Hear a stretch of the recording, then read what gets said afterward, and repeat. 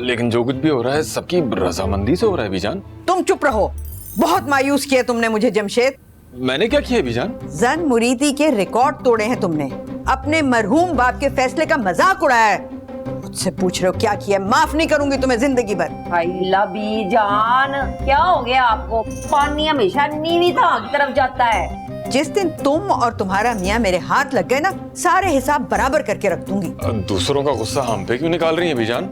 शुक्र करो पूरे खानदान को घर से नहीं निकाल दिया। जी तो मेरा यही चाह रहा था। चलो बेटा आओ, तुम मेरे कमरे में आओ।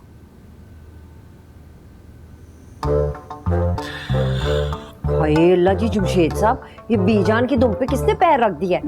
तमीज से बात करो, माँ है वो मेरी। हाय अल्लाह, इतना जज्बाती क्यों हो रहे हैं और इतनी मोहब्बतें जाग रही हैं? क्या बात है, मदर डे का कोई प्रोग्राम देख लिया टीवी पे है? फजूल बातें मत करो, जा रहा हूं मैं फैक्ट्री।